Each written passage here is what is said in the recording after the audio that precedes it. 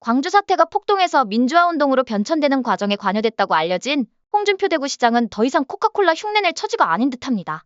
5.18 당시 김대중이 학생들에게 돈을 주고 내란을 선동한 물적 증거를 우리 당국이 확보했다고 하니 말입니다.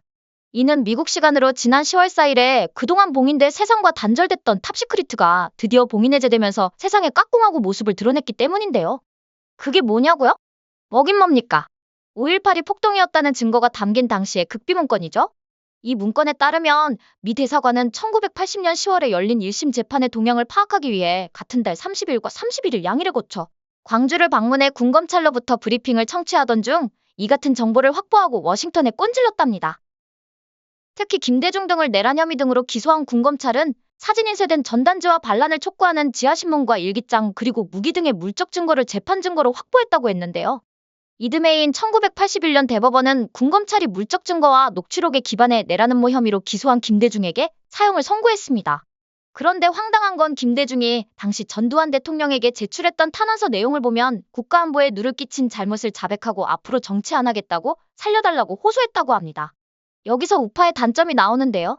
내 맘 같으려니 하고선 전두환 대통령은 결국 김대중을 살려준 꼴이 됐고 정치 안 하겠다고 구라친 김대중은 세상을 비웃기라도 하듯이 김영삼 뒤를 이어 떡하니 대통령으로 당선됩니다. 그리고는 누가 종부간이랄까봐 굶어 죽어가는 북한 김정일에게 무작에 따신 햇볕을 일명 햇볕 정책이라고 포장해서 마구마구 쪼여주기 시작하는데요. 덕분에 아사직전이던 김정일이의 쌍판떼기엔 기름기가 잘잘 흐르게 됩니다. 물론 배도 더 볼록 나오게 되고 말이죠. 어쩌면 이놈의 햇볕으로 태닝까지 즐겼을지 모릅니다. 참 지금 생각해보면 기가 막히고 코가 막히는 일들이 벌어진 겁니다. 그뿐만이 아니라 핵 개발을 할 수 있는 원동력이 만들어진 시기도 이때 아닙니까?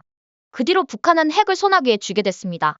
만약 그 당시 전두환 대통령이 독한 맘을 먹고 사형을 집행했다면 대한민국 역사는 아마 지금쯤 달라졌을 텐데 말입니다. 게다가 더 황당한 건 김영삼 시절인 1997년 대법원은 김대중이 국가반란을 획책하려 했다는 수많은 증거를 개무시하고 그것도 모질라 일사부재리의 원칙은 개나 줘버린 채 광주 사태를 민주화운동으로 해석해버립니다. 이렇게 광주 폭동이 민주화운동으로 바뀌는 과정에 홍준표 대구시장이 관여되었다고 하는데 홍준표 대구시장은 만약 관여된 바가 있다면 반드시 국민 앞에 사실을 밝혀야 할 겁니다. 그리고 폭동이 민주화운동으로 바뀌게 된 결정적인 이유가 박해동 의원의 노태우 대통령 비자금 폭로 사건을 계기로 김영삼과 김대중이 야합한 합작품이 광주민주화운동이라고 하는데 진실은 반드시 밝혀져야 합니다. 이렇게 탄생된 광주민주화운동은 아이러니컬하게도 우리나라의 노벨평화상과 문학상을 안겨줍니다. 전 솔직히 김대중의 노벨평화상 수상을 보면서 노벨상은 명예로운 상이라기보다 그냥 정치행위라는 생각을 갖게 됐거든요. 왜냐고요? 가만 보세요. 김대중의 햇볕 때문에 김정일이는 배에 기름 꼈는진 모르겠지만 지금 핵실험으로 풍계리 인근 주민들은 방사능에 심각하게 오염됐다는 증거들이 속속 밝혀지고 있습니다. 기영아가 태어나고 주민들은 원인 모를 병으로 죽어가고 있단 말입니다.